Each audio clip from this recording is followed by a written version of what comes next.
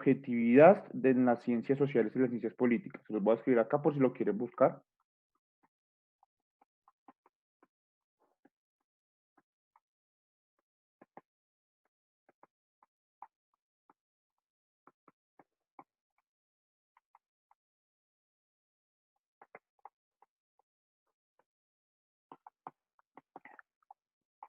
El prólogo de este libro fue escrito por Max Weber, ¿m? Y allí es donde él habla básicamente de la sociología como metodología para poder aplicar a las ciencias jurídicas. Obviamente ya sería después el profesor Hans Kelsen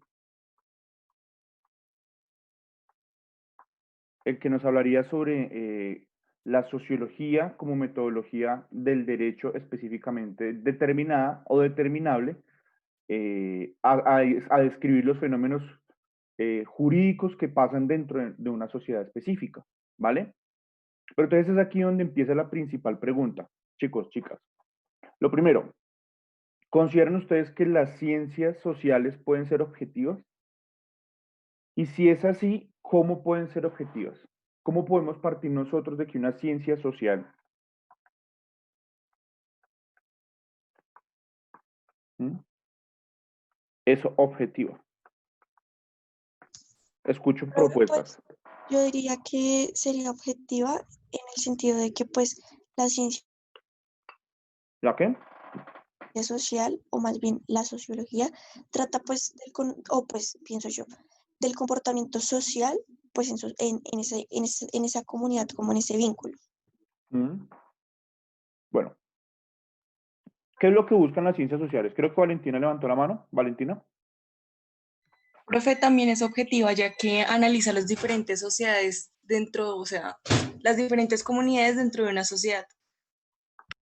¿Qué es lo que busca una ciencia social, Valentina? ¿Qué crees tú que busca una ciencia social específicamente? El análisis y el encuadramiento de un comportamiento. Comprender comportamientos sociales. ¿Ven? Porque existe, por ejemplo, las ciencias fácticas, dentro de las cuales están las ciencias exactas, como por ejemplo la matemática, la física, la química, que tratan de comprender comportamientos que,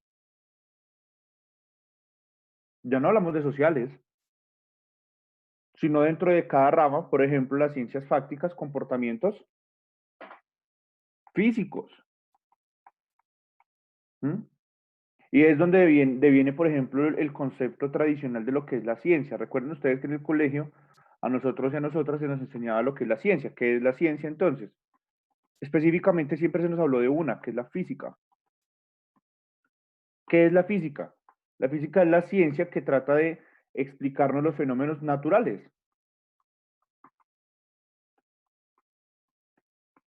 ¿Mm? Pero cuando nosotros hablamos de ciencia social, nos vamos a referir a comportamientos sociales dentro de un enfoque relacional, es decir, relaciones. La física trata de comprender relaciones, la química trata de comprender relaciones o simples comportamientos, por ejemplo, de un elemento de la tabla periódica. Por ejemplo, el helio. ¿Cómo se comporta el helio cuando está cerca al nitrógeno? ¿Mm? ¿Ustedes creerían ahí que hay un comportamiento relacional o simplemente es un comportamiento? ¿Qué creen ustedes? Y es aquí un punto fundamental de nuestra clase del día de hoy, porque vamos a comenzar a ver uno de los filósofos, quizá uno de los más importantes dentro de las disciplinas sociológicas actuales, porque desde él comenzaría una suerte de revolución científica que parte de lo que nosotros conocemos hoy en día como la relatividad.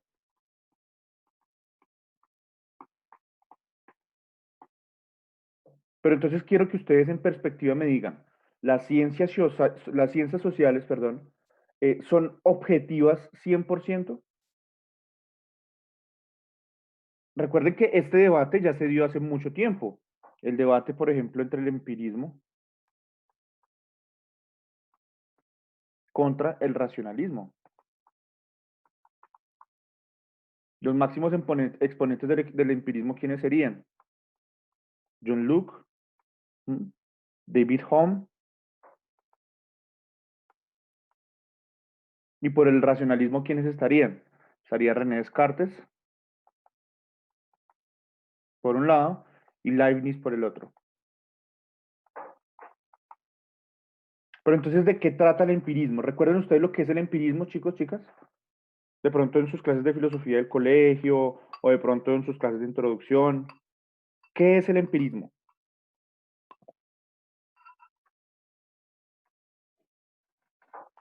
Es ¿Mm? como la ciencia que, o bueno, como la disciplina que encontraba todo a partir del método científico, de la investigación, del método de comprobación.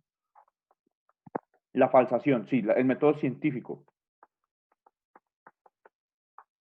Pero el método científico se basa sobre una gran premisa. ¿Cuál es esa gran premisa? La prueba. Y la prueba parte de elementos empíricos. Y los métodos empíricos se deben gracias a los sentidos. ¿Mm? A la percepción que tengas tú sobre X o Y objeto ubicado en X o Y posición. ¿Vale? Partimos de ahí, pero entonces llegaría el profesor Kant con un texto supremamente interesante que se llama Crítica a la razón pura.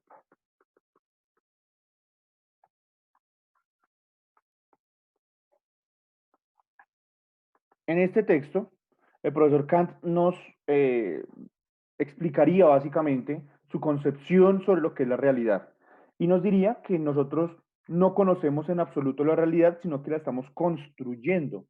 Entonces aquí comienza un concepto completamente diferente al que siempre se nos había hablado. La realidad no viene en un solo tono o en un solo paquete. La realidad se construye. ¿Construyendo qué? Realidad. Él va a llamar a esa realidad el noumenos.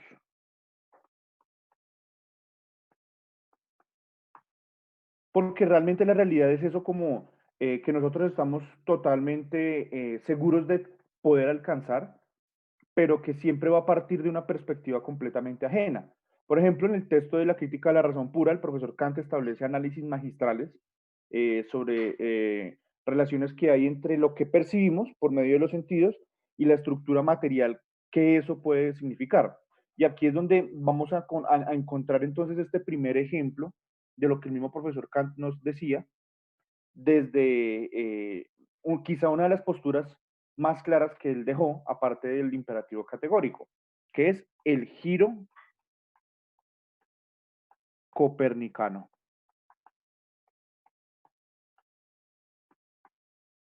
¿Cómo alcanzamos nosotros a percibir, eh, por ejemplo, la realidad? Les pregunto yo a ustedes, Jean Paul, para ti el color rojo, ¿qué es?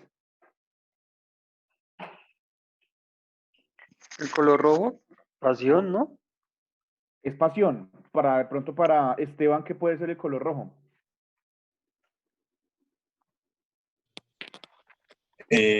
Muerte. Muerte, ¿ven? Entonces aquí todo parte desde una perspectiva. ¿Me siguen? Desde la posición en la cual nosotros nos podamos encontrar es que se mueve el giro copernicano. El giro copernicano básicamente parte de la perspectiva. Y es que absolutamente todo lo que se nos ha enseñado parte de una premisa, y es que se construye desde lo que nosotros ya sabemos o lo que nosotros conocemos, ¿vale?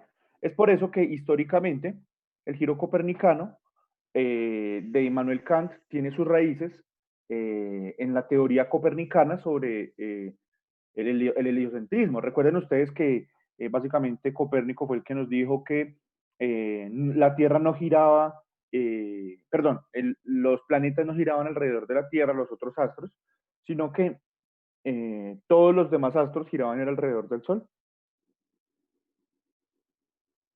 Que obviamente esta teoría llegaría a rebatirse partiendo de la postura aristotélica del geocentrismo. Miremos que desde el geocentrismo el mundo está compuesto por esferas, existiendo dos categorías de esferas, las esferas sublunares y las esferas supralunares. Dentro de lo que nosotros conocemos como esferas sublunares está todo lo que tiene relación directa con el ser humano, mientras que lo que tiene cabida dentro de las supraesferas, es decir, con la última esfera, que es la esfera celeste, va a estar el motor primero inmóvil, o el primer motor inmóvil, que después obviamente la escuela escolástica lo llamaría Dios, a ese primer motor inmóvil.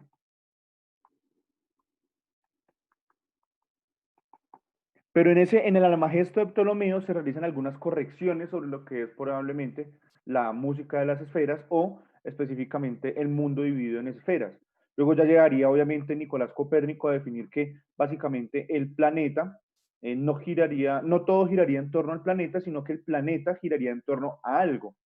Pero ese algo a su vez puede girar en torno a algo. ¿Mm? En ese orden de ideas les pregunto yo a ustedes, chicos y chicas, aquí viene la gran pregunta relativista de nuestras clases en general. Si un árbol cae en un bosque vacío, ¿el árbol genera sonido?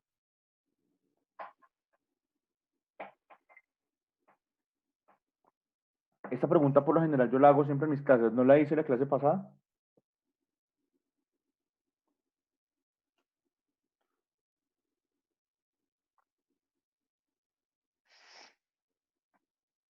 Partamos, por ejemplo, chicos y chicas, si están perdidos, pregunten, de que según el profesor Kant, nosotros no podemos conocer nada sin que los sentidos nos proporcionen datos. Entonces aquí, básicamente, nuestra principal fuente de datos son los sentidos. Pero estos sentidos no pueden obviar nuestra propia organización. ¿Qué creen ustedes que me refiero yo cuando digo nuestra propia organización? Valentina, ¿qué crees tú? ¿Qué es tu propia organización? ¿La propia organización de qué? De conocer o de concebir. ¿Mm? Y es por eso que tiene mucho sentido lo que nos dice al menos Immanuel Kant con su giro copernicano. Antes se hablaba de que todo giraba en torno a una sola perspectiva. ¿Mm? Les voy a poner otro ejemplo un poco más sencillo. Cuando yo reviso la palma de mi mano o la reviso de forma frontal a mí, únicamente voy a ver la palma de mi mano. Puedo ver al mismo tiempo la parte trasera de la palma de mi mano, lo que se conoce como el embés. ¿Sí o no? No, señor. No se puede, a menos que yo utilice una ayuda. Esa ayuda puede ser tal vez un espejo. Pero la perspectiva va a variar, depende del ángulo en el que yo la revise. ¿Mm? Y volvemos a lo mismo. Para Jean Paul el color rojo es pasión, pero para Esteban el color rojo es muerte. Y para Edgar Allan Poe tal vez el color rojo también es muerte. De ahí viene que, por ejemplo, su libro La muerte de la máscara roja trata específicamente de que el color rojo evoca la muerte. ¿Mm?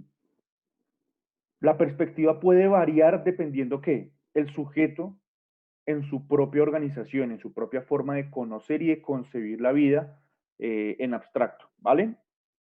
Lo que propone Kant básicamente es una superación de las dos corrientes dominantes para la época, que eran el empirismo y el racionalismo, para poder trascender una teoría que tal vez pueda agruparlas a ambos. Es claro que nosotros recibimos los datos por medio de los órganos de los sentidos, ¿vale? Pero ¿cómo podemos llevarla a un raciocinio que nos diga que existe, pero que no nos ponga a debatir por qué existe, más allá de pronto debates espurios o debates que no tienen sentido, ¿Mm? Que pueden incluso partir a veces de la ilógica más allá de la razón? Esas preguntas se las hizo Immanuel Kant.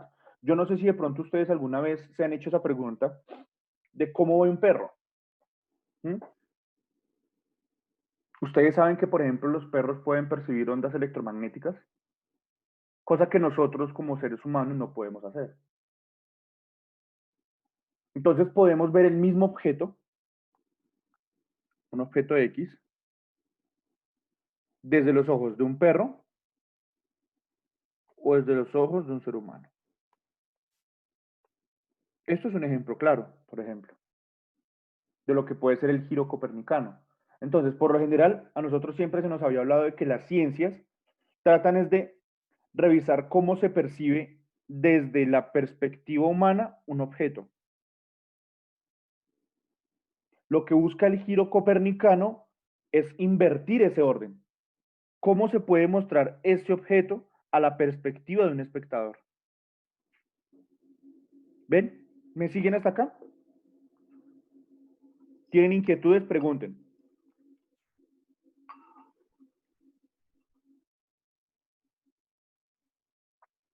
Les escucho, pregunten.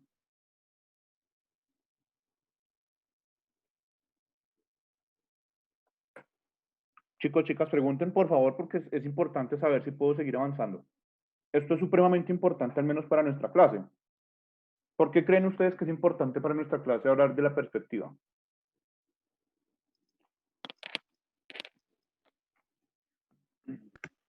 Porque tal vez cada uno de nosotros tiene una visión diferente acerca de lo que se trata.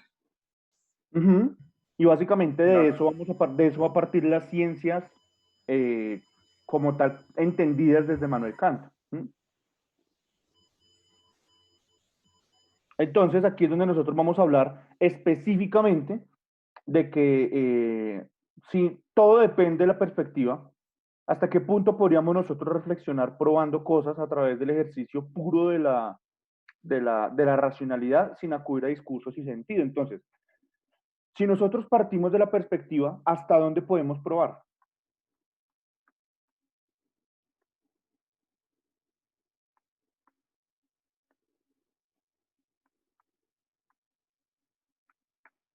Esa es otra pregunta que tal vez se hizo también Immanuel Kant. ¿Hasta dónde podemos nosotros someter el método científico? Esto sin, por ejemplo, acudir eh, a lógicas absurdas, como por ejemplo la lógica determinista, o acudir a falacias, como por ejemplo falacias ad hominem, falacias ad verecundiam, varios tipos de falacias que tal vez van a ver ustedes más adelante en sus asignaturas, por ejemplo, creo que esas se ven en argumentación jurídica. Pero partiendo desde esta perspectiva, que todo varía dependiendo de la perspectiva, ¿hasta dónde creen que podemos probar las cosas? Al menos desde el método empírico. Existe un punto en donde nosotros vamos a decir, basta, ya no se puede probar. ¿Creen ustedes?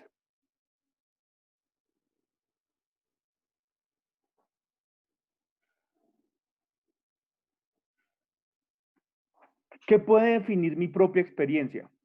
Primero, ¿qué puede definir mi propia experiencia? Según Copérnico, lo único que va a limitar mi experiencia, adivinen qué es.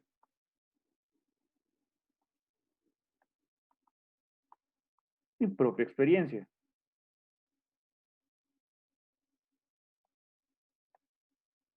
Ok, mucha gente de pronto se puede preguntar, pero ¿cómo es eso de que mi propia experiencia va a delimitar la experiencia que yo tenga? Pues así de sencillo. ¿Mm? Más allá de que tú puedas llegar a comprobar las cosas, va a haber un punto en el que vas a tener que partir de una perspectiva. Yo puedo completamente revisar que la palma de mi mano tiene 5 dedos. ¿Mm? Va a llegar un punto en el que yo voy a ver los surcos de mi mano, al menos por la parte que yo pueda ver. ¿Mm? Voy a ver algunas cicatrices en algunas yemas. Incluso llegaría de pronto a percibir las huellas dactilares. Pero va a haber un punto en el que mi propio conocimiento empírico, mi propia experiencia, se va a detener. Y va a comenzar a pensar en función de algo más.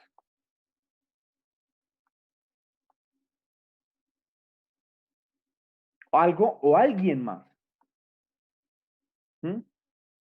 Y cuando nosotros pensamos en función de algo o alguien más, tenemos que hablar específicamente también del giro copernicano. ¿Mm? ¿Cómo percibe esta persona mi mano? ¿Cómo puede ver este espejo mi mano? Ya no vamos a partir única y exclusivamente de lo que yo pienso de la mano, sino de lo que esa persona o ese ser o ese objeto toma mi mano. ¿Se dan cuenta? Y lo mismo viene, por ejemplo, ese experimento que no sé de pronto aquí, los que están acá en esta clase, cuando uno era niño, uno siempre veía que la luna lo perseguía a uno, ¿no?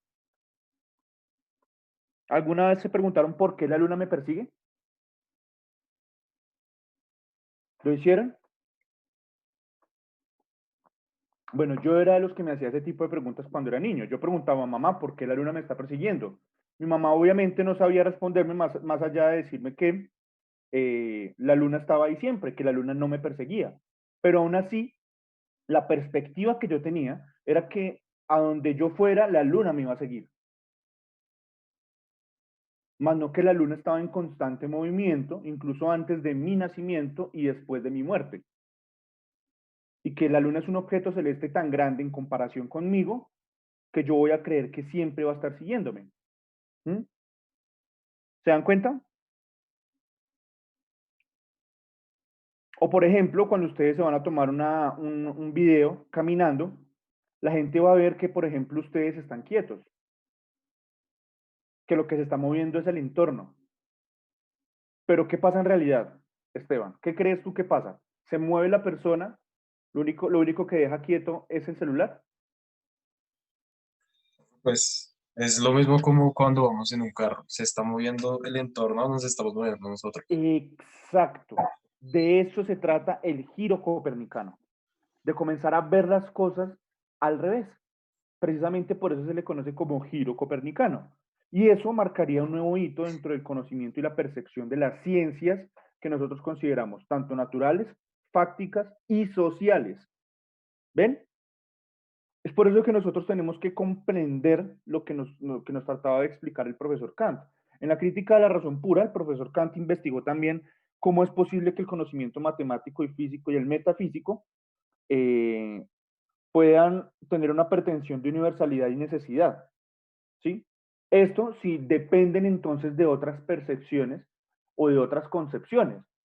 ¿Cuál fue el contexto en el que Kant se encontraba en ese momento histórico de su propio pensamiento cuando escribió la crítica de la razón pura? Hombre, la filosofía en estos momentos no ha avanzado más que la ciencia. Es porque la filosofía no se ha parado desde otros ojos, no se ha parado desde otras perspectivas. ¿Ven? Por ejemplo, las perspectivas de Hegel o las perspectivas que hoy en día tenemos como las de Freud. ¿Mm? Existe una multiplicidad de perspectivas que nos llevan a nosotros a entendernos como sujetos dialógicos primero, ¿m? Como sujetos que hacen parte de un todo. ¿M? No somos la base, sino que construimos una base. Y por último, deberíamos entender que, según Kant, la experiencia está de tal forma que los objetos del conocimiento no pueden ser más conocidos de forma totalmente independiente. Esto quiere decir que Kant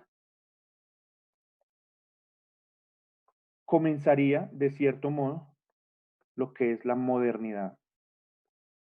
Al momento de aseverar que los conocimientos o el conocimiento no puede ser entendido de una forma totalmente independiente. Entonces, el conocimiento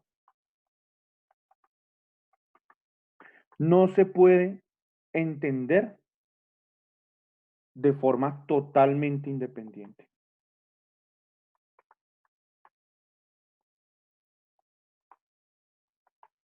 Entonces, según Kant, volvemos a lo mismo. ¿Nosotros alcanzamos a conocer el conocimiento o la realidad específicamente? Ahí volvemos a la frase de Kant, no conocemos la realidad, siempre la estamos construyendo.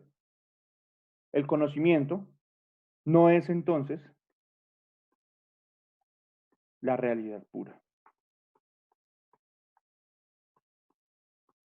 Porque mi realidad, la realidad que yo veo a través de mis órganos de los sentidos, puede que sea diferente a la realidad que puede haber, por ejemplo, Alejandra Guerra. ¿Mm? Profe, de ahí se puede partir de que no existe una verdad absoluta, ¿cierto? Exactamente. No puede existir una verdad absoluta, porque yo estoy viendo con mis propios ojos. Incluso, aquí podríamos nosotros decir que entra a jugar y a colación todo lo que es la subjetividad. ¿Mm? Entonces volvemos a lo mismo. ¿Las ciencias son todas objetivas? ¿O cómo haríamos nosotros entonces para determinar algo que es igual acá en China, por ejemplo? ¿Cómo podríamos hablar nosotros de derechos humanos? ¿Sí? Ahora hablando de cosas un poco más sociales y no tan científicas o comprobables como los derechos humanos, o como por ejemplo el amor. ¿Mm? ¿Cómo creen ustedes que se puede basar, en qué se pueden basar las ciencias para poder esclarecer algunos criterios básicos para desenvolvernos como sociedad? Porque si no, entonces las ciencias jurídicas tampoco serían o tendrían un cimiento, ¿verdad? Porque para mí es ilegal lo que para usted es legal, ¿verdad? Si partimos entonces de la nosología kantiana, o al menos desde lo que es el giro copernicano de Kant. Partamos entonces por definir qué es ley, partamos entonces por definir qué es legal y partamos entonces por definir lo que es ético y moral desde la perspectiva de todos y cada uno de los 7.600 millones de habitantes que tiene la Tierra. ¿Sí o no? Podríamos entonces nosotros determinar que el conocimiento es finito. ¿Por qué es finito? Alguien aquí que me diga o que me dé luces del por qué el conocimiento para Kant puede ser finito. Porque tiene fin. ¿Tiene un fin? Sí, claro. ¿Cuál es ese fin? Que es limitado. Sí, es limitado. Porque lo condicionamos nosotros mismos. Exactamente. Individual. El conocimiento es finito desde una perspectiva individual. Pero si nosotros comenzamos a contrastarlo desde una perspectiva social, ¿qué creen que pasaría con ese conocimiento? ¿Qué lo volvemos? Sería infinito. Podríamos partir de que puede ser infinito, Diverso. pero por lo general vamos a decir que es diverso. Por último, para acabar con Kant, esta frase quiero que ustedes se la graben siempre.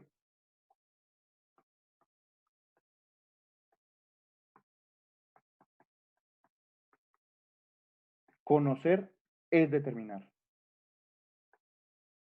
Según Kant y según la crítica a la razón pura, el conocimiento entonces no se basa específicamente en probar, sino en qué? En determinar cuál es el punto de partida.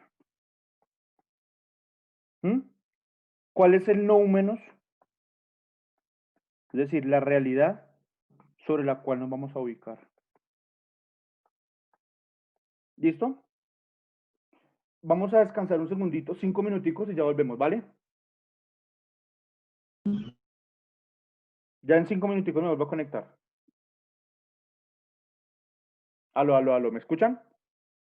Sí, señor. Bueno, profe, sí. Unos 5 minuticos de descanso y ya volvemos. Profe, le está escuchando muy intermitente.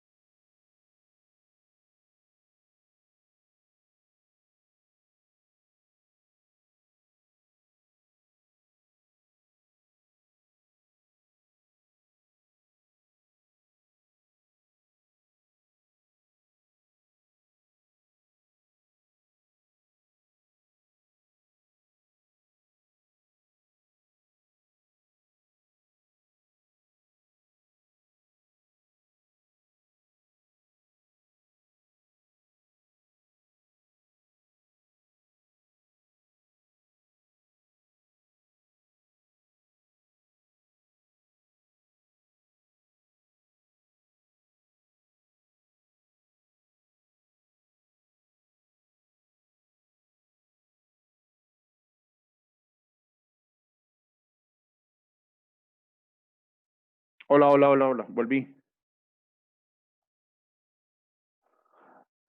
Tenía unos frijoles en remojo, mil disculpas. ¿Aló, chicos, chicas, están por ahí? Sí, Sí, señor. profe. Sí, profe. Listo. Entonces, ¿en qué estábamos? Conocer es determinar, un punto de partida, el nómenos. Vamos a comenzar a ubicarnos desde una realidad completamente diferente a la que nosotros partimos. ¿Listo? Grábense también esta palabra, chicos. Conocer es determinar. Siempre, al menos desde el punto de vista de las ciencias sociales y de las ciencias naturales, lo importante es determinar. ¿Qué vamos a determinar? Puntos de partida, puntos de encuentro, puntos de desencuentro, ¿vale? Toda experiencia, chicos y chicas, parte de la sensibilidad. Esto no quiere decir que todo esté dado por la misma sensibilidad, sino que parte de ella, ¿listo? Las experiencias parten de algo que nosotros podemos sentir, algo que está determinado por los órganos de los sentidos, al menos desde el punto de vista orgánico, ¿no? Pero entonces hay muchas personas que me van a decir, profe, físicamente yo no puedo sentir a Dios. ¿Mm? Y es aquí donde vamos a reconocernos entonces desde la teoría de la materia. ¿Mm? ¿Qué es la materia para ustedes? Desde su conocimiento académico, ¿qué es la materia? Todo aquello que ocupa un espacio en el universo. Eso es lo que Lo que se nosotros puede siempre nos ha ver, dicho. lo que se puede... Les pregunto yo a ustedes, ¿la antimateria es materia? Ojo, la antimateria existe. Pero la pregunta es, ¿la antimateria podría ser materia? ¿Qué creen ustedes? Porque ocupa un espacio en el universo. Entonces vamos a comenzar a cambiar la percepción de lo que a nosotros siempre se nos ha dicho por algo un poco más construido, ¿no? La materia desde el punto de vista físico es aquello que se puede determinar bajo las 4 fuerzas elementales. La primera fuerza es la fuerza nuclear débil. La segunda es la fuerza nuclear fuerte. La tercera es la fuerza electromagnética. Y la cuarta es la fuerza gravitacional. Si eso se mueve dentro de estas 4 fuerzas, constituye entonces materia. Un átomo, aun cuando no sea perceptible a nuestros sentidos, porque no lo podemos ver, ustedes pueden ver un átomo, ustedes lo que pueden ver es un conjunto de átomos que conforman elementos químicos. Y esos elementos químicos interactúan entre sí mediante sus propios campos electromagnéticos para poder ser visibles, al menos dentro de un radio de visibilidad. ¿Mm? Entonces, por eso nosotros decimos que algo que ustedes cojan, por ejemplo, este celular, ¿Mm? es materia, porque se mueve primero bajo la fuerza de la gravitación. Si yo lo dejo caer, efectivamente va a ir hacia el centro de la Tierra, ¿verdad? ¿Tiene un componente de fuerza electromagnética? Claro que sí, porque yo puedo ejercer presión sobre él, lo puedo coger. ¿Listo? También puede tener una carga electromagnética para poder percibirse en general. De hecho, nosotros no tocamos el suelo cuando caminamos. Podríamos decir que nosotros levitamos, porque ninguna partícula se toca entre ellas. Lo único que interactúan son las cargas, que pueden ser electrónicas, o pueden ser neutrónicas, o pueden ser gravitónicas. ¿Se dan cuenta? Se mueve bajo la energía nuclear fuerte y la energía nuclear débil. Eso ya es, digamos, un conocimiento más específico entre lo que es la química cuántica, etcétera, etcétera, y la física cuántica, ¿vale? Pero entonces, ¿qué creen ustedes que es Dios? Ojo, no estoy hablando del Dios judío cristiano, ni estoy hablando del Dios abramánico, sino de esa fuerza, según muchos teóricos, incluyendo sacerdotes de la NASA, que consideran a Dios como la quinta fuerza, la fuerza que hace que muevan nuestros sentimientos. ¿Mm? Esos sentimientos, que pueden ser básicamente el amor, muchas veces el amor no puede ser explicado, hay veces el amor va más allá de la razón, es irracional. Sentimientos como por ejemplo el odio. ¿Mm? ¿De dónde creen ustedes que parte? Pues esto también puede ser una cuestión muy sencilla, y es que aquí nosotros vamos a partir de que debemos determinar el sujeto. No vamos a llamar entonces Dios.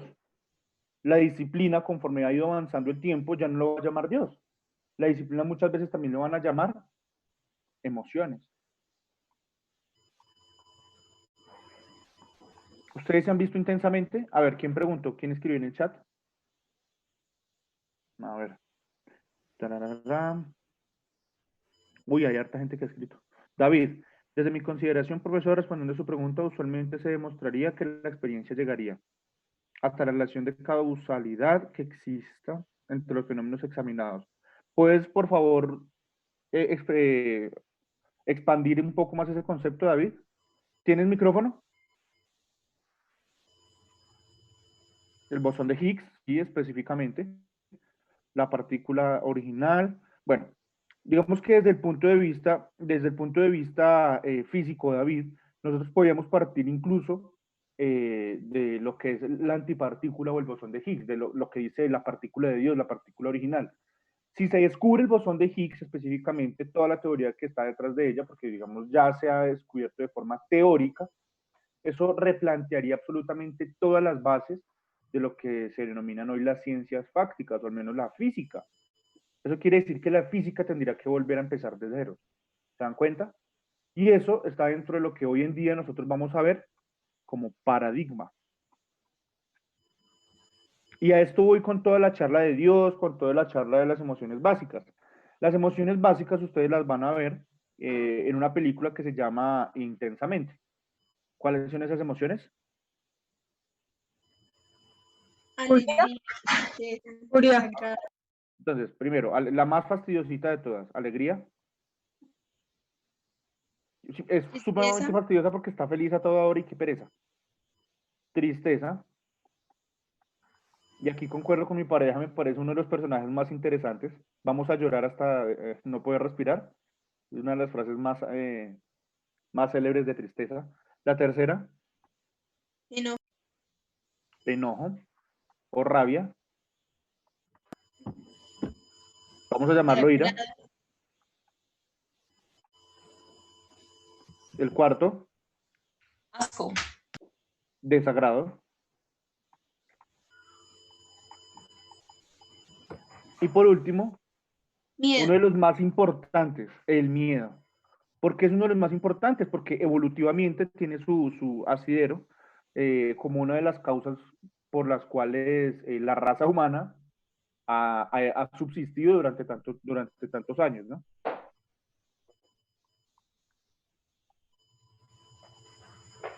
Pues gracias a estas 5 emociones básicas, ya el componente deico de Dios va a comenzar a ser replanteado. ¿Mm?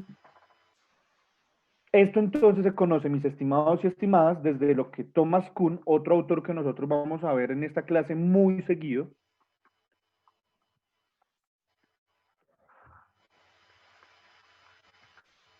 conoce como paradigma. Un concepto fundamental para nosotros poder describir al menos lo que son las ciencias. Ojo, Kuhn lo describiría dentro de lo que son las ciencias fácticas, pero obviamente el concepto se extendería también a todas las ciencias que pudiesen utilizar el ejemplo del paradigma para poder tener un sustento. Pero entonces vamos a revisar qué es un paradigma en un libro que, de él, obviamente, que él escribió, que se llama La estructura de las revoluciones científicas.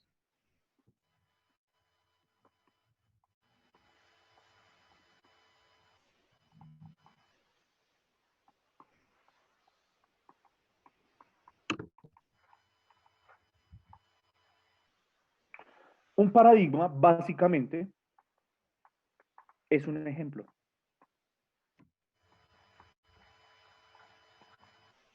un modelo.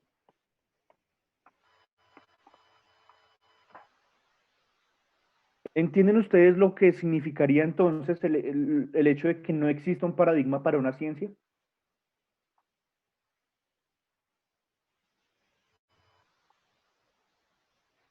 Sería una revolución muy drástica porque para todo hay fórmulas, hay pasos, hay Por lo un montón general, de pero pasos a ustedes seguir. imagínense cómo surgió entonces la ciencia si no existía un paradigma. El paradigma tuvo que haber tenido un origen, ¿verdad?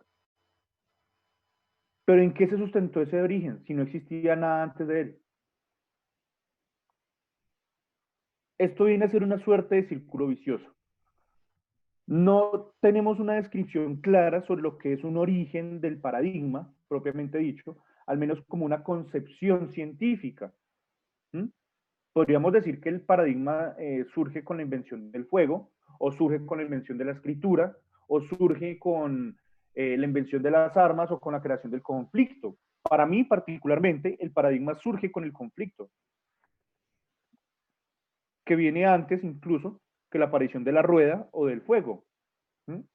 Las relaciones conflictivas entre seres, no siempre tienen que ser seres humanos. Los conflictos también están, por ejemplo, en las relaciones de los animales no humanos, también existe conflicto, por ejemplo, entre fuerzas de la naturaleza. ¿Mm? El conflicto es básicamente la raíz y la razón de ser de muchas cosas, y eso es uno de los paradigmas de la sociología. La sociología es una ciencia multiparadigmática, ¿Mm? Porque parte de muchos ejemplos o de muchos modelos, ¿vale? Según Kuhn, mis estimados y estimados estudiantes, la ciencia es un sinónimo de conocimiento. Y este conocimiento, según Kuhn, se debe considerar como una suerte de consideración que se debe gracias a los paradigmas. ¿Mm? Pero la ciencia, mis estimados y estimadas, más allá de que esté considerada como una determinación paradigmática, debe ser delimitada por el mismo paradigma. Se debe delimitar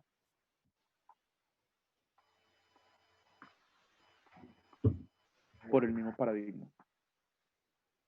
Ustedes no sé si recuerden en sus clases de colegio que el ejemplo perfecto de la física es el cubo de hielo. ¿Y para cuándo el laboratorio?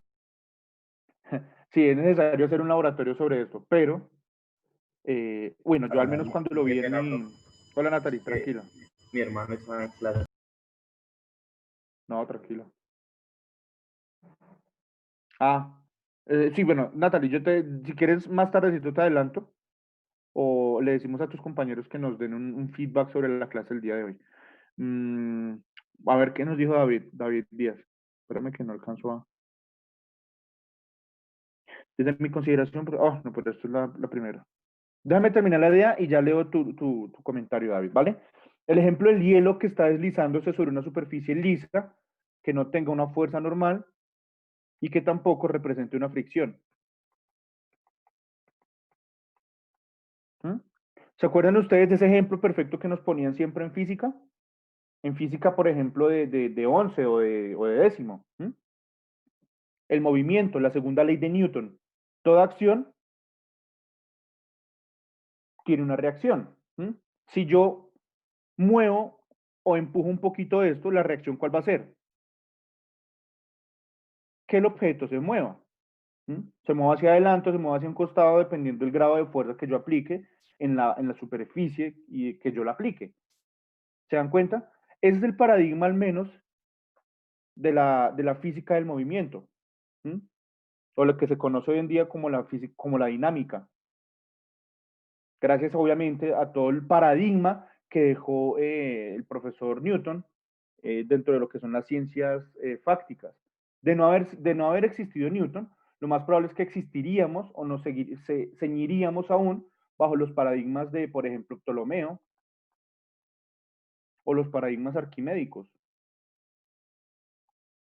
del profesor Arquímedes. ¿Mm? Y le digo profesor, no me consta que haya sido profesor, pero pues mucho de lo que es la ciencia moderna se sustenta dentro de sus postulados de al menos el volumen, todo lo que es el teorema de Arquímedes, bueno, un gran sinfín, el triángulo arquimédico, un gran sinfín de teorías que el mismo Arquímedes acuñó como paradigmas, como ejemplos, ¿vale? Pero entonces volvamos a lo elemental.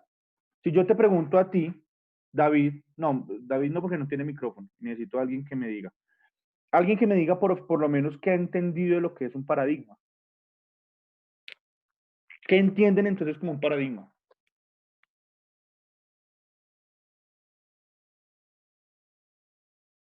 A ver, les escucho. ¿Es una acción que sirve para ejemplificar otra? Bueno, ojo acá. ¿Es una acción? Vale. ¿El paradigma es una acción? Podría decirse que empieza como una hipótesis. Bueno, puede ser. Es una suerte de sensibilización de las hipótesis, ¿sí? Hay un cuadro, se los voy a hacer acá de una vez. Eso a mí me lo enseñaron cuando yo estudiaba biología, que básicamente es el que sustenta todas las ciencias absolutas, incluyendo las ciencias sociales. Entonces va así. Los hechos se presentan como fuente de pruebas, luego viene la teorización sobre esos hechos, luego de la teoría viene la hipótesis sobre esos hechos. De esta hipótesis vamos a surgir entonces hacia un método para poder sustentar el hecho de que estos son comprobables, volviendo todo un círculo vicioso. De esto se trata, al menos, la concepción de lo que es una ciencia. Y nosotros vamos a ver así a la sociología. La sociología no sería una ciencia, ¿sí?, si no tuviese un paradigma. Al menos dentro del texto del profesor Kuhn sobre la estructura de las revoluciones científicas, el concepto de paradigma y de ciencia normal van a ganar una relevancia completamente histórica, al menos desde el punto de vista de cómo se han concebido las ciencias, ¿vale? Al menos para la concepción del paradigma, nosotros vamos a tener dos elementos a consideración. El primero de ellos es que, bueno, y dicho sea de paso también, el paradigma sirve como un modelo para definir problemas, ¿sí? Problemas que surgen de la explicación lógica de lo que para el contexto pueda ser de suma importancia. Entonces, digamos, según el contexto físico en la historia, Newton ya se movía al menos dentro de lo que son las teorías de la dinámica aplicables para la época. Si no hubiese existido una concepción sobre las teorías dinámicas para la época, ¿ustedes creen que Newton hubiese descubierto la teoría gravitacional? ¿O lo hubiese descrito al menos? Quizás si Newton hubiese vivido en la Grecia de Aristóteles, ¿ustedes creen que se hubiese descubierto la teoría de la relatividad de Newton? Porque Newton fue el que comenzó con la teoría de la relatividad, luego Albert Einstein hablaría sobre la relatividad general y la relatividad específica, etcétera, etcétera. Pero acá nos estamos enfocando en Newton. Si Newton no hubiese vivido en ese momento en específico, ¿sí? Básicamente en donde él trabajaría con los elementos argumentativos y elementos científicos que grandes científicos como por ejemplo Copérnico, Kepler, Leibniz, ya le habían dejado. ¿Ustedes creen que Isaac Newton hubiese descrito la teoría de la gravitación? O incluso las teorías sobre la óptica, que son de pronto sus descubrimientos más importantes. Los paradigmas para Sir Isaac Newton, entonces, fueron los acuñados por Copérnico, por Kepler, por Leibniz. Esos fueron los paradigmas con los que él se crió.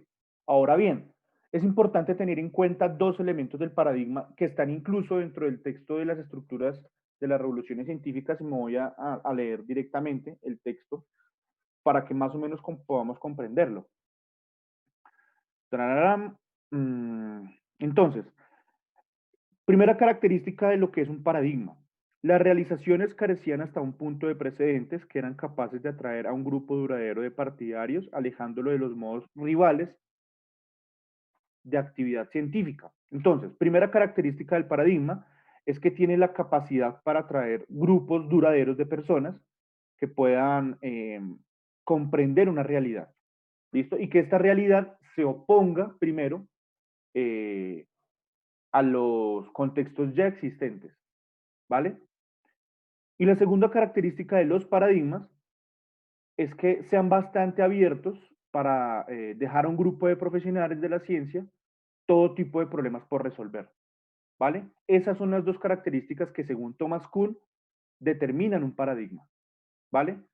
Y me permito leer ahora sí textualmente. En adelante me referiré con el término paradigmas a los logros que comparten estas dos características, término que se conecta estrechamente con el de ciencia normal.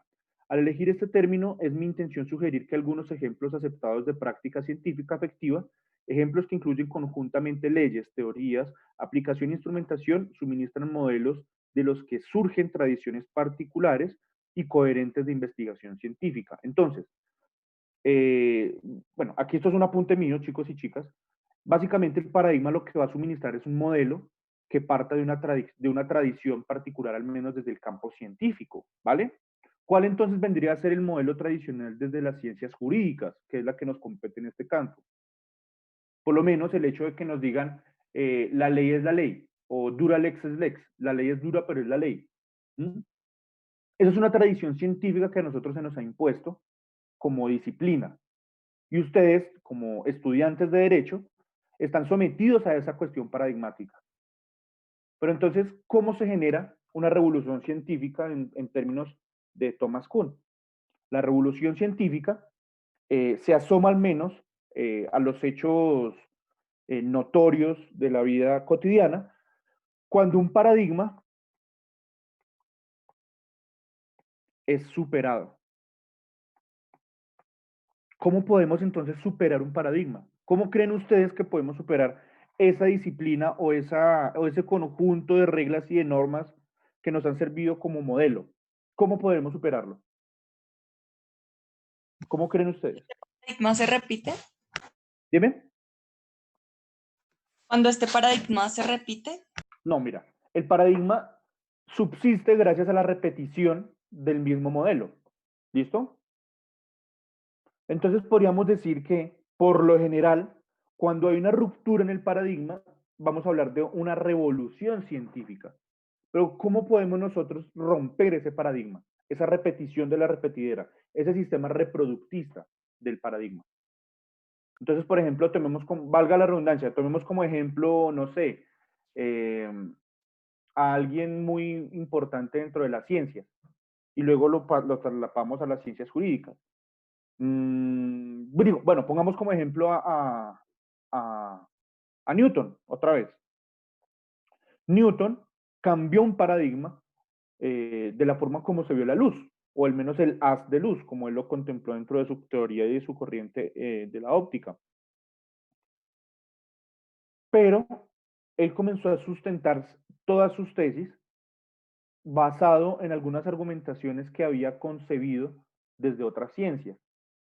Pero lo que hizo el profesor Isaac Newton, básicamente, fue romper ese paradigma al momento de crear algo nuevo, algo que se salía de los estándares preconcebidos, ¿vale? ¿Me siguen hasta acá? Podríamos decir entonces que los estudiantes de las Profe, una academias... pregunta. Dime. ¿Cuál es el propósito de superar ese paradigma? Bueno, el propósito de superar un paradigma por lo general podría atender a nuevas realidades. Hay veces el paradigma se supera de forma accidental, ¿sí? Como por ejemplo el caso de Newton. ¿Sí?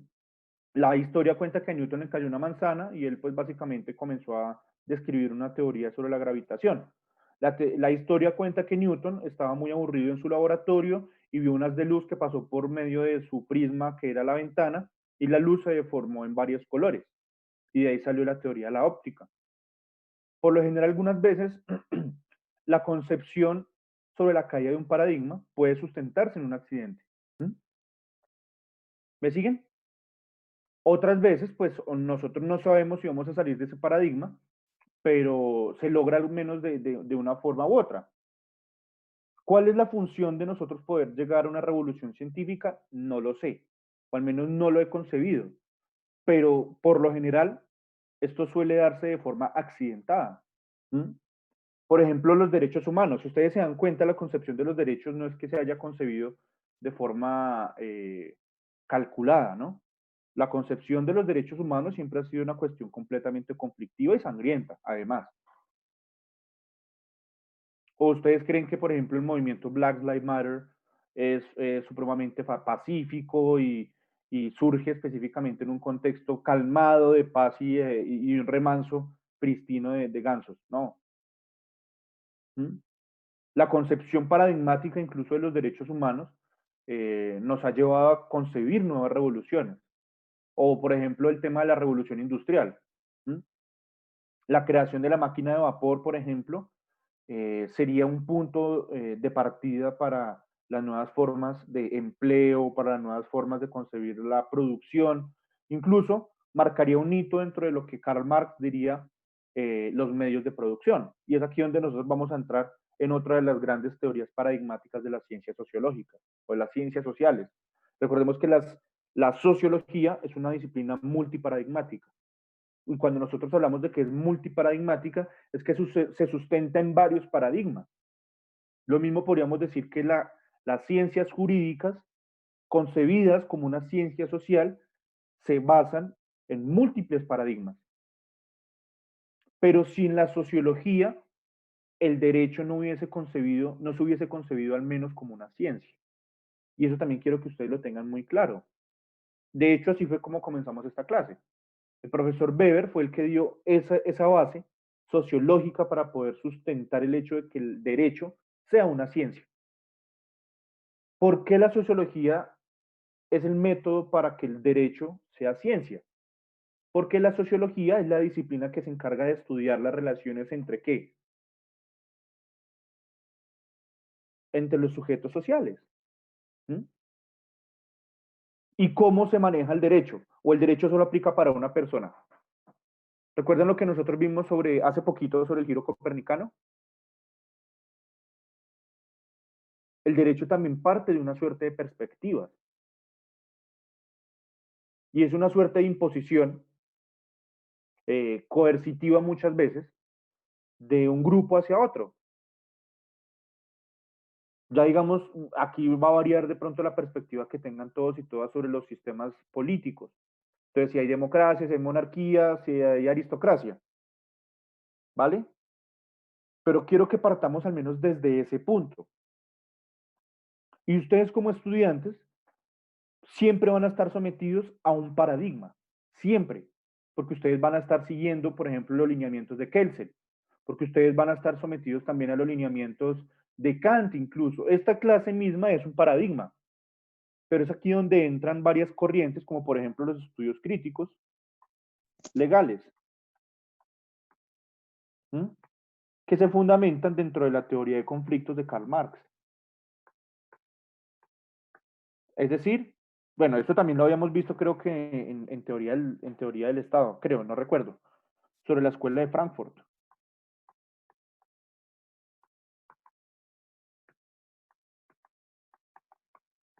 ¿Mm? Hay muchas corrientes que tratan de superar ese paradigma. ¿Mediante qué? Mediante la crítica. ¿La crítica qué? La crítica social. ¿Mm? Al menos desde el punto de vista de las ciencias sociales. ¿Vale? ¿Me siguen hasta acá? ¿Tienen dudas, inquietudes, sugerencias, madrazos? Profe, Dime. ¿va a subir esta clase? Es que algunas partes no las alcancé a copiar. Bueno, no he grabado. Se me olvidó. Pero pregunta. No, profe, es que solo me faltó escribir una cosa de la ¿Dónde? anterior diapositiva. ¿De esta? Sí, creo Sí, que es profe. esta, ¿sí? ¿En dónde te quedaste? A ver, ¿alguien más tiene dudas en punto que esto no es una diapositiva? Esto da hasta vergüenza. Ah, Sí, profe, yo también, acerca de la segunda característica, según Thomas Kuhn, del paradigma. Bueno, la segunda característica, según Kuhn en el libro, hace referencia a la capacidad que tiene el paradigma para ser abierto y poder rebatir sus propias posturas. ¿Mm? Recordemos que la primera característica se basa precisamente en la carencia de un punto de precedente. Entonces, voy a volverles a leer. ¿Les parece si les leo o les describo? Es que entender a Kuhn es complejo, por eso yo trato de digerírselos. Y digo que es complejo porque Kuhn es un físico teórico. Es como Sheldon Cooper, no sé si se han visto esa serie de Big Bang Theory. Entonces, entender a los físicos teóricos cuando tratan de describir una cuestión sociológica es sumamente desagradable, ¿vale? Además, ¿qué tipo habla en círculos? Habla como así. Pero, básicamente, la segunda característica del paradigma, ¿quién fue la persona que me preguntó? ¿Valentina? Sí, señor. Bueno, Valentina, la segunda característica del paradigma es que estos deben ser completamente abiertos para poder dar espacio al debate. Si no hay un espacio al debate, no se podría entonces generar esa revolución paradigmática, ¿vale? ¿En qué momento, por ejemplo, un paradigma se sienta sobre la discusión y no permite un debate? Y eso fue un momento histórico supremamente importante en la Edad Media, en donde el debate sobre la existencia de Dios era básicamente una herejía, ¿verdad? Por eso nosotros lo conocemos como oscurantismo. Sin embargo, la concepción sobre el mundo desde el oscurantismo eh, tendría un espacio pequeñito que rompería esas estructuras paradigmáticas. ¿Cuál fue ese espacio bajo el cual se rompe esa estructura medieval del oscurantismo? Nosotros podríamos partir de dos hechos: la ruta de la seda de Marco Polo y el descubrimiento de América, entre comillas, descubrimiento de Cristóbal Colón, porque se amplía la forma de ver el mundo. Primero, ya no hay un terraplanismo, ya no podemos decir que la Tierra es plana como lo argumentaba la Iglesia Católica, y por lo mismo no podemos partir de la concepción de espacios más allá de la vida terrenal en mesetas, como nos lo decía Dante Alighieri. ¿Recuerdan la Divina Comedia? De mesetas y círculos, al menos en el campo del cielo y del infierno, ¿vale? La concepción también de esas estructuras paradigmáticas se darían básicamente en contextos muy convulsionados, no en contextos que, por ejemplo, puedan vislumbrarse de una forma sencilla. Para nosotros, al menos, poder acabar con ese paradigma de que del derecho, al menos, es una ciencia coercitiva, es decir, que obliga a las personas, tendríamos que comenzar a debatir sobre eso. Pero creo yo que pocas personas hay que debatan sobre el hecho de que el derecho obligue a los demás. A mí eso me parece absurdo, pero digamos, para eso estoy yo acá, para dar ese debate, para darme la pela sobre eso. No sé si otros profesores ya lo han hecho, al menos yo sí lo hago. Para mí el derecho no es eso.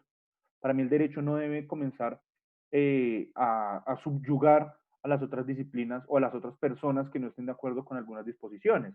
¿Mm? ¿Sí me siguen hasta acá? Sí, señor. Entonces, retomemos las características del paradigma. La primera característica, Valentina, quiero que la dejemos claro aquí entre todos y todas, ¿vale? Primera característica del paradigma. El paradigma, primero, tiene que ser capaz de atraer grupos. Y grupos grandes. ¿Mm? ¿Grupos grandes de qué? De partidarios. ¿Mm? Entonces acá partimos de que el paradigma, en principio, es una idea. Es una idea que, ¿qué? Que tiene, ¿qué? Partidarios. ¿Mm? Y el segundo punto del paradigma, ¿cuál es, Valentina? Es que esas ideas tienen que ser, ¿qué? abiertas Que sean abiertas a las posturas de nuevo. a debates o a discusión al menos. Creo que el punto más interesante del punto de los paradigmas es esto. ¿Cómo nosotros podemos concebir que una concepción sea abierta si por lo general son una suerte de contrahegemonía? ¿Recuerdan la discusión que nosotros teníamos el semestre pasado sobre lo que son las hegemonías y las contrahegemonías? ¿Mm? Que por lo general lo hegemónico siempre se va a imponer. Lo mismo pasa con las cuestiones paradigmáticas. El paradigma, por lo general, va a ser esa idea racional del grupo de personas más grande. Entonces, por ejemplo, aquí nosotros vamos a tomar un punto de partida. Aquellos que dicen hoy en día que la Tierra es plana, ellos están tratando de instaurar algo que a todas luces para nosotros ya es ilógico, y es que ese es uno de los principios de los paradigmas. Un paradigma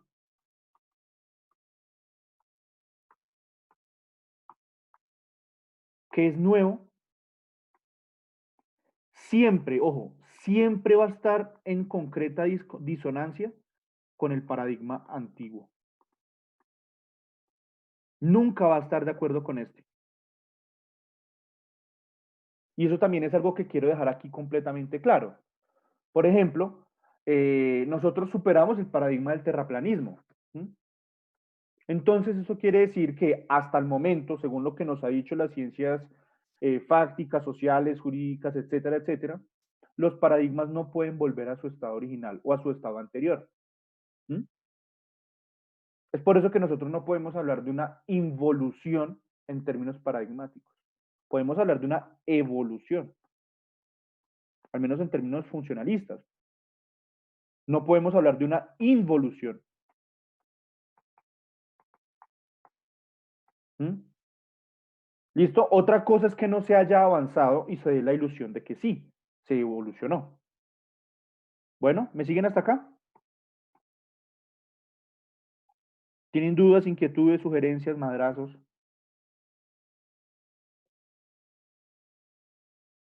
A ver. Profe, yo tengo una pregunta. Dime. Con ese de que, digamos, no se puedan regresar los paradigmas, Sí. no pueda algo. Eso mismo pasaría con las leyes, digamos que en una sociedad como esta no se pudieran retomar leyes que se tenían antes, que eran un poquito más coercitivas, pero que de pronto para esta sociedad actual pudieran servir. Bueno, a eso, mi estimado, y muy buena esa pregunta, porque dentro del derecho, como nosotros nos creemos superiores al resto de disciplinas, existe un principio que se llama el principio de la reverberancia. El principio de la reverberancia es básicamente cuando una ley se deroga por una ley posterior que por lo general tiene que ser progresiva. ¿Listo? ¿Progresiva en función de qué? En función humana. Y recordemos que el humano es social. Pero el principio de reverberancia alude al hecho de que dependiendo de la situación contextual, las leyes anteriores pueden volverse a aplicar a contextos actuales. ¿Vale? Es por eso que la ciencia del derecho ha sido tan criticada. ¿Mm? Porque como ciencia social muchas veces atiende más a realidades políticas que a realidades sociales. Bueno, o a contextos políticos. Y nosotros sabemos que lo político y lo social, aunque es un concepto casi que indisociable, debe entenderse en conjunto y no por separado. Bueno, ese principio de reverberancia es supremamente controvertible. A mí particularmente me parece absurdo, pero pues ahí está. Y no puedo negarlo en estos momentos, ¿vale? Ahora, elementos que pueda considerarse dentro del punto o de las concepciones del paradigma. Dos funciones o dos elementos. El primer elemento es el elemento de la matriz disciplinaria.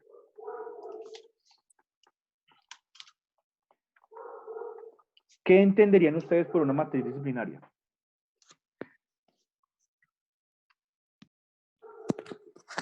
¿Es como donde se concibe? Sí. Lo primero de la matriz disciplinaria es que existen símbolos. Símbolos mediante los cuales ustedes van a entender esa disciplina única y específicamente desde su propio campo. Por ejemplo, un símbolo en el derecho, ¿cuál es?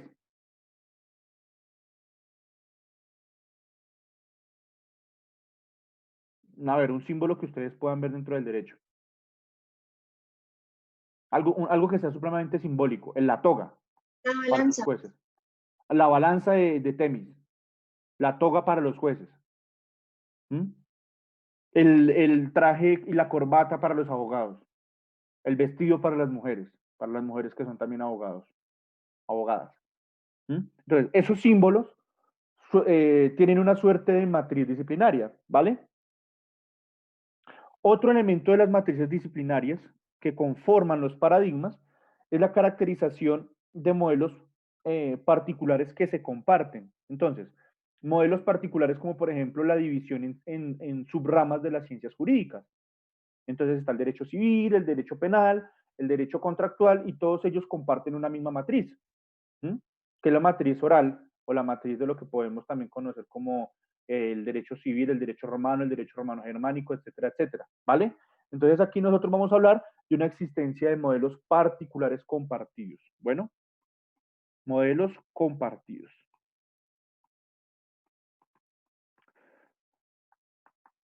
Tercera característica de las matrices disciplinarias dentro de los paradigmas es que por lo general siempre va a haber un modelo de resolución de problemas único para un problema, ¿vale? Entonces se va a resolver un problema de forma única dentro de esta disciplina. ¿Cuál es la forma para nosotros dentro de las ciencias jurídicas resolver un problema? Mediante el litigio. Dime. Dime. Pensé que era la conciliación. Bueno, sí, la conciliación es otra. Cuando yo me refiero a único, es que para el problema en cuestión se va a llevar ante una forma de resolución de conflictos que va a ser única. Pero para el problema específico, ¿no? ¿No? Si tú vas a conciliar, no puedes litigar el problema, no se puede llevar litigio. Un problema no se puede resolver, es decir, puede tener muchas soluciones, pero no se puede resolver al mismo tiempo en varias maneras, ¿vale? ¿Sí me entienden ese ejemplo? Sí, señor. Vale. Otra característica de la matriz disciplinaria, y que tal vez es una de las más importantes, es el lenguaje propio.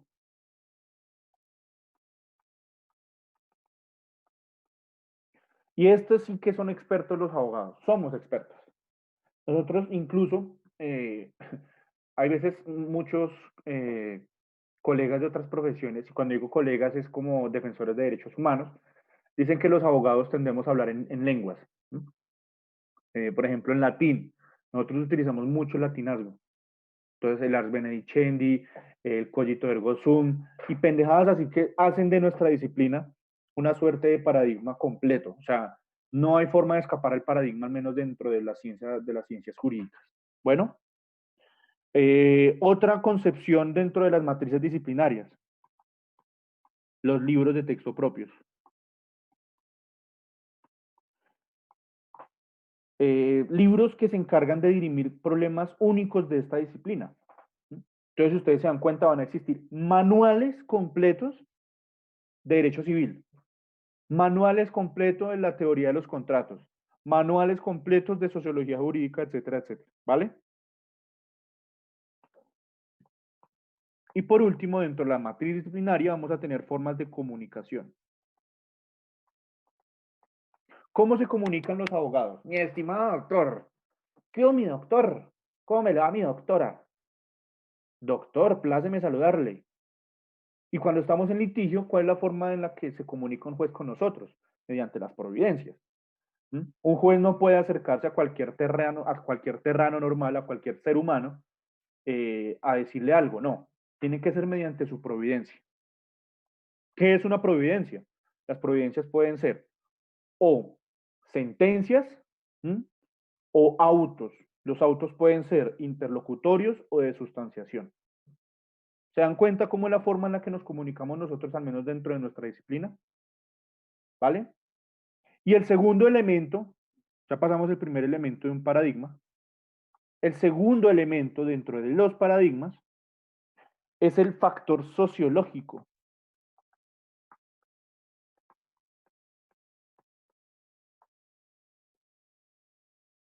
Bueno, ¿qué entenderían ustedes si yo les describo que los paradigmas tienen este factor? Lo primero es que el paradigma debe cubrir las relaciones sociales que se establezcan entre los miembros de una comunidad. Entonces, se va a caracterizar por cubrir relaciones sociales que se establecen al interior de qué?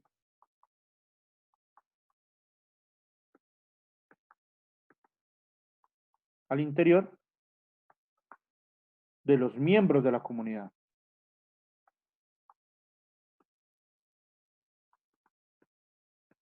¿De cuál comunidad? La comunidad que planteó ese paradigma, esa que está acá. Ese grupo grande de partidarios. ¿Vale? Ese grupo grande de partidarios, Kuhn lo llamó la comunidad científica. Nosotros dentro del derecho podríamos tener una comunidad científica, sí, no y por qué.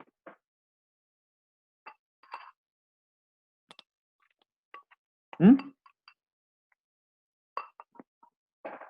En los buffets, ¿no? Los buffets, sí.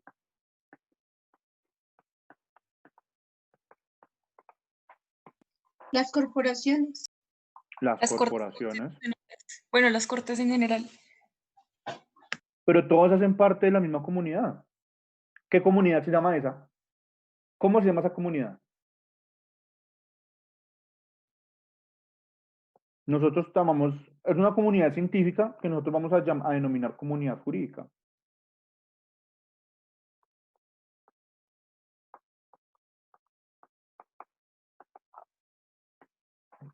¿Listo? El factor sociológico del paradigma lo que trata es de cubrir esa relación que se puede establecer al interior de los mismos miembros de la comunidad científica.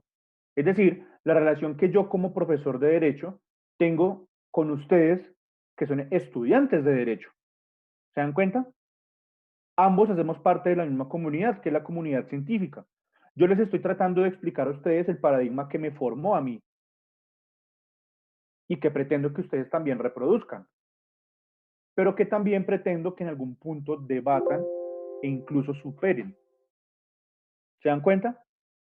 Ese factor sociológico trata de esas relaciones que estamos tratando de forjar los miembros de esa comunidad científica. En este caso es una relación dialógica o dialéctica entre profesor y estudiantes. Pero van a existir otro tipo de casos en los cuales las relaciones sean mucho más horizontales, entre colegas. ¿Mm? El colegaje. Ahora, ¿puede existir un diálogo interdisciplinar entre varias comunidades científicas? Sí. ¿Pueden compartir un mismo paradigma? Tal vez. El paradigma que nosotros tenemos desde el punto de vista de las ciencias sociales no va a ser el mismo punto de partida que se tengan dentro de las ciencias humanas o de las ciencias médicas. ¿Se dan cuenta? Podríamos tener paradigmas diferentes. ¿Mm? Para nosotros una prueba indiciaria constituye una prueba. Para un médico, un indicio no es más que un síntoma. Los síntomas desde el punto de vista médico pueden partir desde la somatosis o desde lo que es el subconsciente hasta el punto físico. ¿Se dan cuenta? Es ahí donde nosotros tenemos que comenzar a identificar el factor sociológico que reviste el paradigma. Vamos a dejar así hasta hoy. Y bueno, no sé, ¿qué tal les pareció la clase en estos 4 minuticos que nos quedan de clase?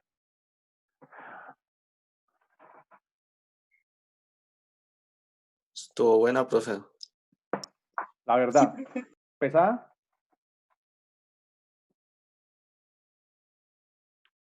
Natalie, creo que tenemos que ponernos al día, ¿vale? Sí, señor. Yo sé que no entendiste mucho porque pues tú te conectaste un poquito tarde a causa de tu cita, pero Pregúntale a tus compañeros y si necesitas algo me avisas a mí, ¿vale? Listo, profe, muchas gracias. No, no te preocupes. ¿Alguien tiene preguntas en punto de esto? ¿Quieren que yo vaya más lento? ¿Qué creen? Profe, hubo una cosa que no me quedó clara. A ver, cuéntame.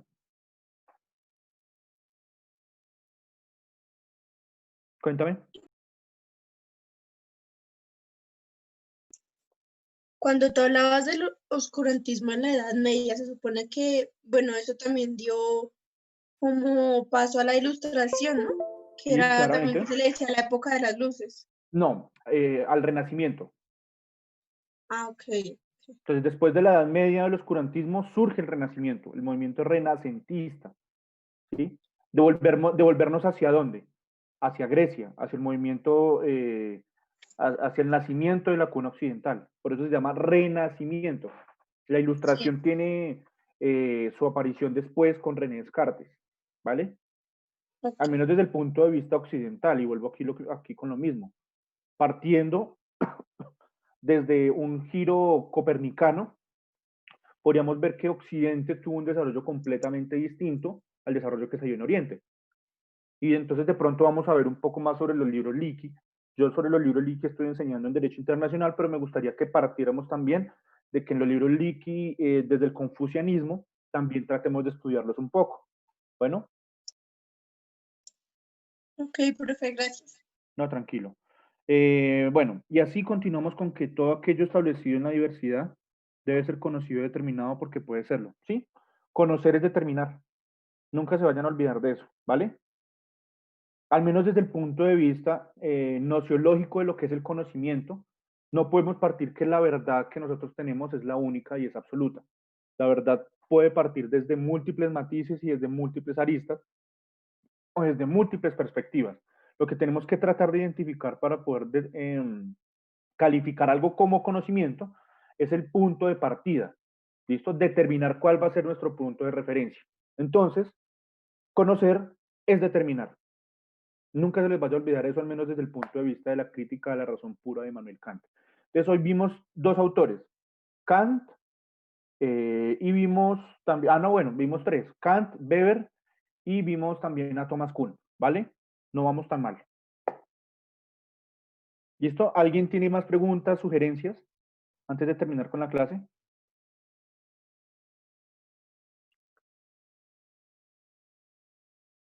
Por favor, si quieren que vaya más despacio, me avisan, bueno. O si quieren que yo les explique otra vez algo, ustedes me pueden preguntar y yo me devuelvo, ¿vale? Por el momento, entonces, vamos a dejar así por hoy. Nada, se les quiere mucho. Cualquier cosa que necesiten, por favor, me escriben. No he subido nada a la plataforma porque no he tenido casi tiempo. Entonces, creo que en este momentico que me queda libre voy a comenzar a subirles cositas a la plataforma, ¿vale? Videos, lecturas, pendejadas varias. Chao, chicos, chicas, que tengan un excelente día. Gracias, Hasta profe. luego, profe. Buen Que día. esté bien. Gracias. Realmente. Chicos, chicas, para los que no han hecho la caracterización en la plataforma Moodle, háganla, ¿vale? Ese cuadrito que dice soy y seré UGC. Chao.